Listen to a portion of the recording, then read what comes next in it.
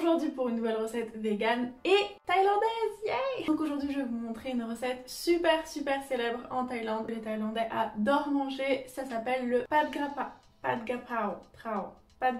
Bref, on le dit comme on peut, Pad Gà Prao on va dire. En tout cas, pad ça veut dire stir fry, donc sauté à la poêle, et Gà Prao c'est le basilic thaï.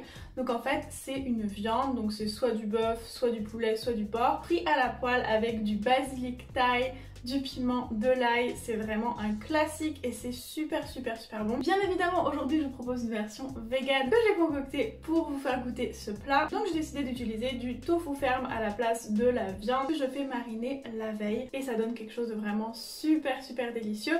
Par contre, attention, c'est très pimenté. Et je mets la dose de piment thaï puisque j'adore les piments. Mais si vous n'aimez pas trop les piments ou que vous mangez moyennement pimenté, mettez carrément la moitié du nombre de piments que je mets.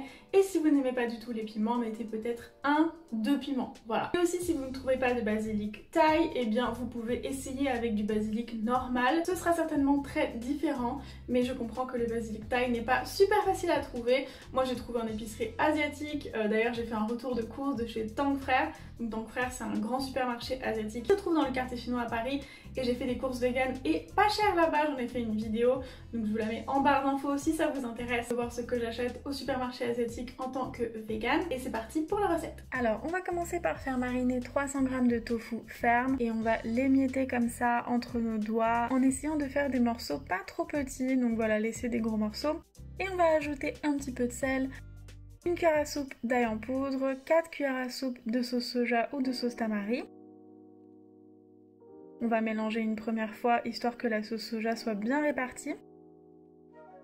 Puis on va ajouter une cuillère à café d'huile de sésame, si vous n'avez pas, c'est pas grave, et une cuillère à café de paprika fumé ou d'épices à barbecue. Et on va prendre notre temps pour bien mélanger en essayant de ne pas casser les gros morceaux de tofu.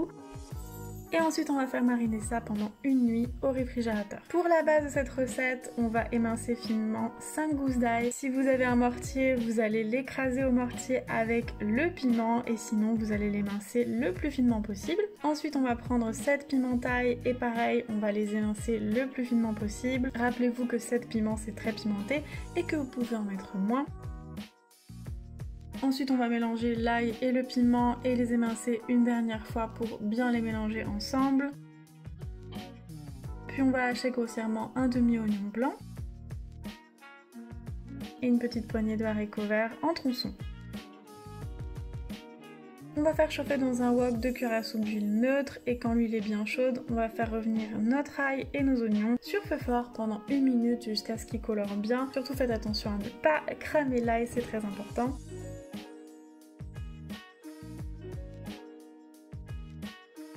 Ensuite on va ajouter notre tofu mariné et la sauce.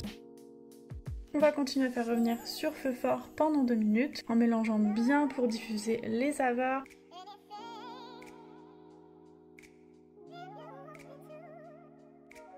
Puis on va ajouter une cuillère à soupe d'algues en paillettes pour remplacer la sauce poisson.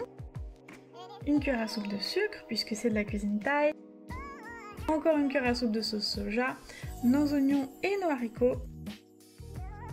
Et on va continuer à faire revenir sur feu fort pendant 3 à 5 minutes. Ça dépend à quel point vous voulez que vos oignons et vos haricots soient croquants. Moi je préfère quand ils sont plus croquants que fondants, mais c'est comme vous préférez. Et ensuite il n'y aura plus qu'à ajouter une grosse poignée de basilic thaï, couper le feu et mélanger pendant quelques secondes, mais surtout enlever rapidement du feu puisque vous allez voir que les feuilles vont vraiment vite réduire et on veut garder la belle couleur verte des feuilles dans le plat.